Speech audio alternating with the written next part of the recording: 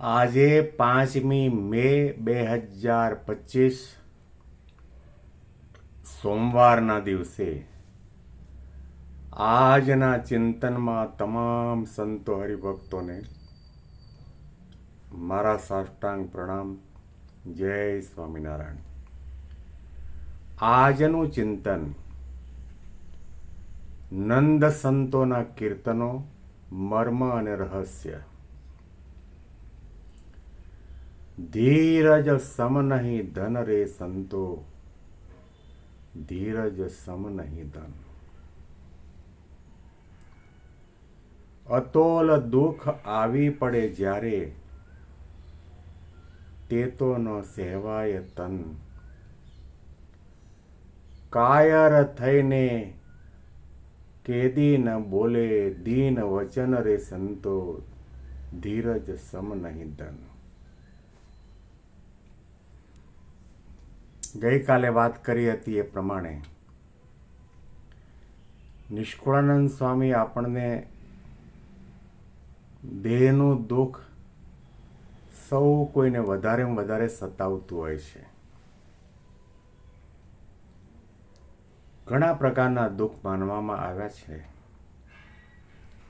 તનનું દુઃખ, મનનું દુઃખ, ધન ઓછું હોય એનું દુઃખ, ધન વધારે હોય એનું પણ દુઃખ, વધારે ક્લોઝ રિલેશન હોય એનું પણ દુઃખ, એના વિયોગનું પણ દુઃખ,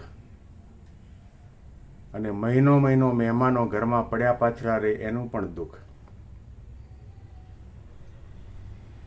શત્રુનું દુઃખ, ઘણા પ્રકારના દુઃખ છે. પણ નિષ્કુળાનંદ સ્વામી આ પંક્તિમાં બતાવે છે, અતોલ દુઃખ જ્યારે પડે આવી, તે તો ન સહેવાય તન. એવું માનતા નહીં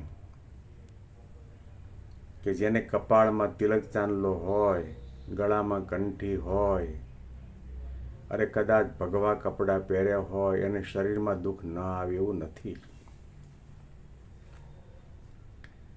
એક વાત અવશ્યપણે દ્રઢ કરીને સમજી રાખવાની જરૂર છે.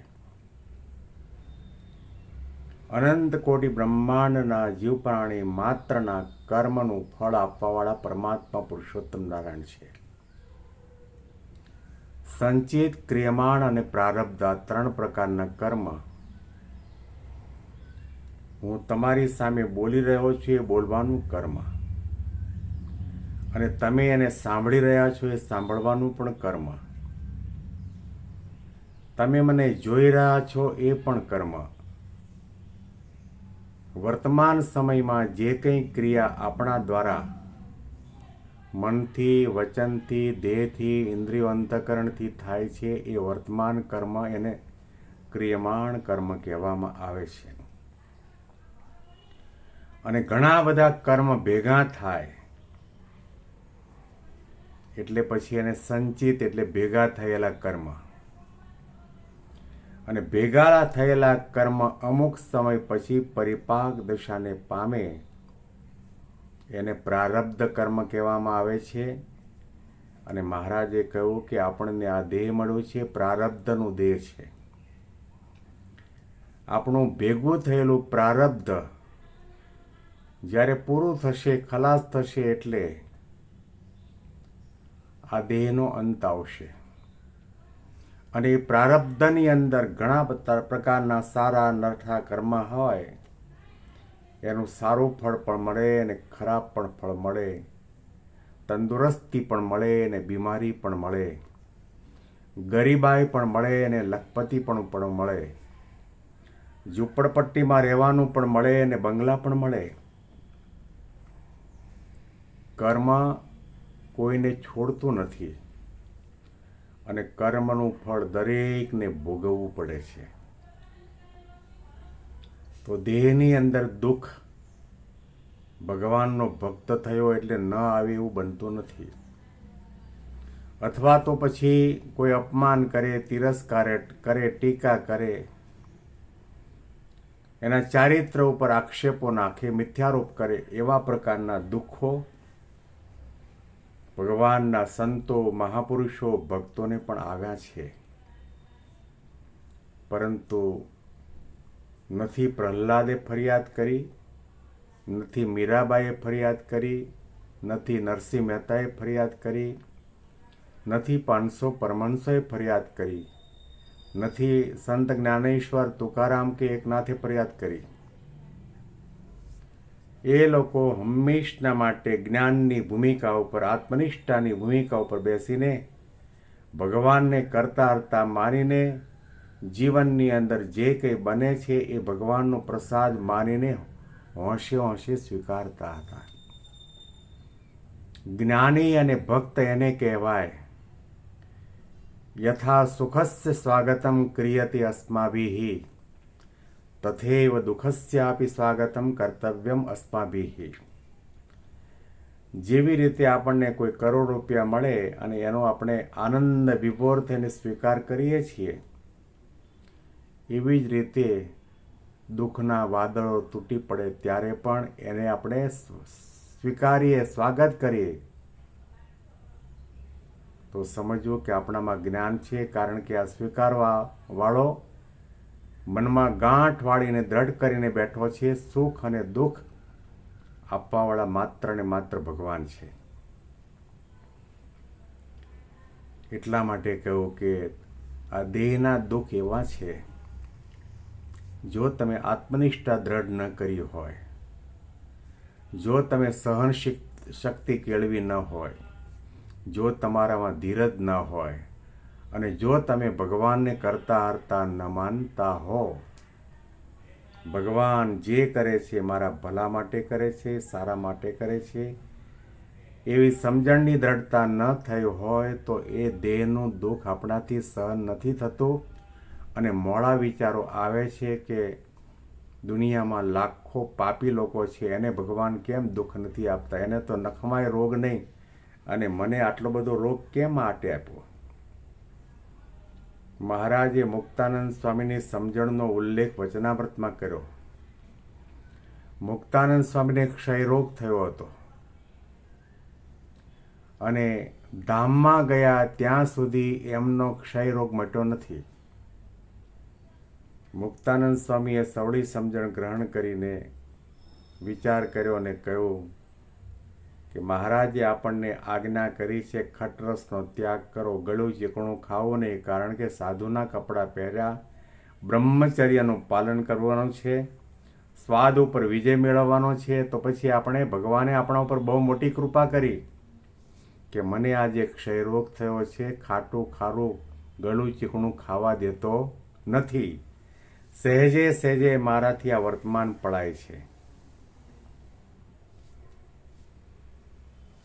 સમજણ જરૂરી છે, ધીરજ રાખવી જરૂરી છે. દેહ ભાવ છે, સાધન અવસ્થામાં છીએ, સાધક અવસ્થામાં છીએ, એટલે થોડા સમયની અંદર મનમાં આવા વિચારો આવી પણ જાય, પરંતુ જો વિચાર કરી રાખ્યો હોય કે ભગવાન કરતા હરતા છે, ભગવાનના શરણમાં બેઠા છીએ, એ આપણા ભલા માટે જ કરતા હોય. દાસના દુશ્મન હરિ કેદી હોય નહીં, જેમ કરશે તેમ સુખ જ થશે. કાયર થઈને કેદીએ મનમાં વધે નહીં દીન વચન. ગરીબાઈ ભર્યું વચન ક્યારે ઉચ્ચારે નહીં, પ્રભુ કૃપા કરો, કૃપા કરો. દેહભાવનો ત્યાગ કર્યો હોય ને કુમારી કેવી હોય. નાખો અમને જિંદગીની આગમાં, પ્રભુ નાખો અમને જિંદગીની આગમાં, એ આગને પણ ફેરવીશું બાગમાં. સર કરીશું આખરી સો મોરચા, મૃત્યુને પણ એક દિવસ આવવા દો લાગમાં. એને કેફ હોય, મસ્તી હોય, અલમસ્તા હોય, શુરવીરતા હોય, ભગવાન જે કરે તે ભલા માટે કરે છે. આવી સમજણ જો કેળવી રાખી હોય તો ધીરજ રહે. ધીરજનો ગુણ કેળવવા માટે ભગવાનને કરતા હરતા માનવાની જરૂર છે, દેહભાવનો ત્યાગ કરવાની જરૂર છે, આત્મનિષ્ઠા દ્રઢ કરવાની જરૂર છે, જગતના નાશવંતપણાનો વિચાર કરવાની જરૂર છે, અને જગતના પંચ વિષય પ્રત્યેની આસક્તિને તોડવા છોડવાની જરૂર છે. તો પછી આપણામાં ધીરજ આવશે. પછી માળા કરવામાં, પૂજા કરવામાં, મંત્રજાપ કરવામાં, સેવા અને સત્સંગ કરવામાં આપણી ધીરજ રહેશે. અને જો આ વિચાર નહીં હોય તો બે વાકડા થઈ જવાશે. અને ઘણા લોકો તો પાગલ પણ થઈ જતા હોય છે. ભગવાન ઉપર અને ગુરુ ઉપર ગાળોનો વરસાદ વરસાવતા હોય છે. કંઠી તોડીને ફેંકી દેતા હોય છે. કપાળમાં તિલક ચાંદલો પણ ભૂસી નાખતા હોય છે. આ જગતમાં આપણે આવ્યા તો જગતમાં જે કંઈ ઘટના ઘટે એમાંથી અમુક ટકા ભાગીદાર આપણે પણ થઈએ છીએ. ભગવાનને પ્રાર્થના કરવાની, અમને ધીરજ આપજો, અમને આધ્યાત્મિકતા આપજો, અમને ભક્તપણું આપજો, અમને સમજણ આપજો. આવી પ્રાર્થના હંમેશા કરતા રહીએ, વિચારને પામતા રહીએ, અંતરદ્રષ્ટિ કરતા રહીએ, સંત સમાગમ કરતા રહીએ તો આપણામાં ધીરજનો ગુણ આવે. આ પંક્તિ ઉપર વિશેષ ચિંતન આપણે આવતીકાલે સાંભળીશું. બેંગ્લોરથી પીડી શાસ્ત્રીના. જય સ્વામિનારાયણ.